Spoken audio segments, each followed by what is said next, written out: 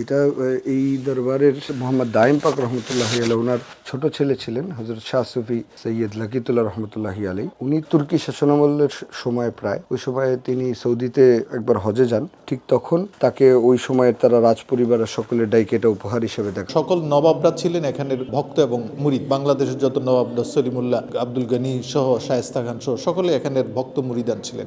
দাইম পাক রহমতুল্লাহ আলাইহির তৎকালীন সময়ে ওই পুরা ভারত উপমহাদেশে তার নাম ছড়িয়ে ছিটিয়ে ছিল। পরবর্তীতে উনি যখন যায় ওনার ছেলে হিসাবে ওনাকে করা হয়। ওনার নামও প্রায় সারা উপমহাদেশেই ছিল, তো তখন তাকে এটা উপহার হিসাবে এখানে। তো এটা হচ্ছে হুজুর করিম সাল্লাল্লাহু আলাইহি ওয়াসাল্লামের পায়ের ছাপ, একটা পাথরের উপরে আবরণ দেয়া। এটা ওনার ছাপটাকে পায়ের ইয়েকে আবরণ করে ওইটা ওখান থেকেই তুর্কিরা যখন অন্য দেশে চলে যায় তখন সেই মিউজিয়াম থেকে এটা ওনাকে একটা দেয়। যেমন এখানে আছে, আবার নারায়ণগঞ্জে বন্দরও আছে। এটা মূলত একদিনে আমরা বের করি, 24 ঘন্টা শুধু বের হয়। এটা হচ্ছে ঈদে মিলাদুন নবী যেদিন হয় 12ই রবিউল আউয়াল। 12ই রবিউল আউয়াল মাগরিবের পর থেকে পরের দিন মাগরিবের আগ পর্যন্ত ঠিক 24 ঘন্টা এটা বাইরে থাকে। পরের দিন সারাদিন ব্যাপী যারা যারা আসেন এসে তারা হাতে নেয় এবং চুমা দেয়, জিয়ারত করেন, এটাকে ভালোবেসে ইজ্জত করেন। শুধু ওই একদিনই বছরে আমরা এটা বের করে থাকি। 300 বছর আগে প্রতিষ্ঠিত হয়েছে।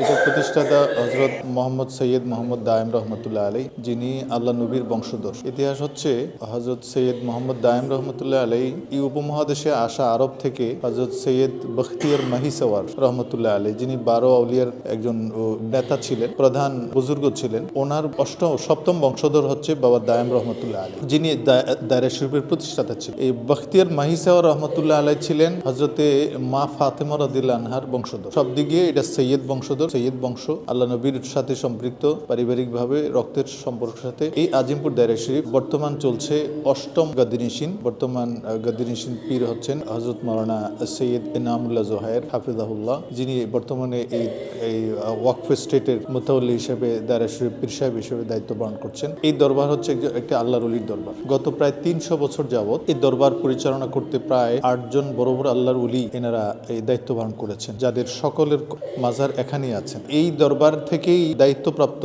মুরিদ যারা, এনারাই হচ্ছেন এই উপমহাদেশের মূল গোড়া হচ্ছে এখানে। এখান থেকে মুরিদ হয়ে চলে গেছেন ফুরফুরাত, এখান থেকে চলে গেছেন মাইজভান্ডারিতে। এখানের মুরিদ হচ্ছে আট্রসি, চন্দ্রপাড়া থেকে আরম্ভ করে যত এই দেশে শর্ষিনা হোক, সমস্ত পীরদের মূল গোড়া হচ্ছে এই জায়গায়। এখান থেকেই সবাই মুরিদ হয়ে হয়ে খেলাফত নিয়ে এখান থেকে চলে গেছে। সুতরাং এই বাংলার জমিনে এই বাবা দায়েম রহমতুল্লাহ আলাইহি ছিলেন পাটনা থেকে খেলাফত নিয়ে এসছেন। তো এই দরবার প্রতিষ্ঠার আগে উনি পাটনায় ছিলেন, চট্টগ্রামে ওনাদের আদি নিবাস, সেখান থেকে পাটনায় চলে গেছেন। পাটনা থেকে খেলাফত নিয়ে এই দরবারে এসছেন। এখানে যখন জঙ্গল ছিল, চতুর্দিকে হিন্দুদের যোগীদের পদচারণা ছিল, সেই জায়গায় এসে এই জঙ্গলের মধ্যে এসে হিন্দুদের সাথে একটা বড় একটা ক্লেশ বেঁধেছিল। হিন্দুরা এখানে হতাশ হয়ে, তারা পরাজিত হয়ে এখানে ওনাকে জায়গা ছেড়ে দিয়ে ওনারা চলে গেছেন। এই রামবাগ এখানে বলা হয়। জঙ্গলের ভিতরে বাবা দায়েম রহমতুল্লাহ আলাইহি দীর্ঘদিন সাধনা করে এই জায়গার মধ্যে উনি আল্লাহর ওলি হয়ে এই স্থাপনা করেছেন প্রায় 300 বছর আগে। এখনো চলছে। এখানে প্রতিদিন শত শত মানুষ আসেন। ব্রিটিশ আমল থেকে,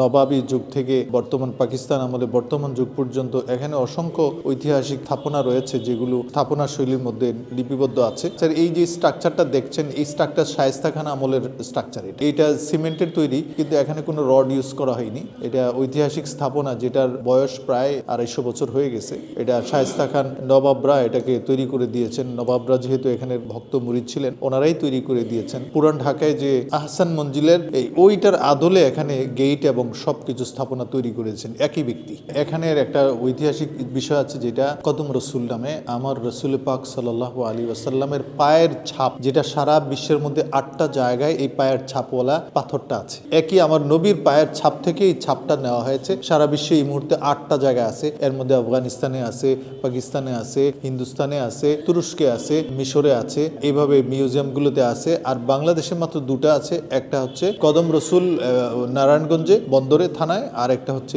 আজিমপুর দায়রা।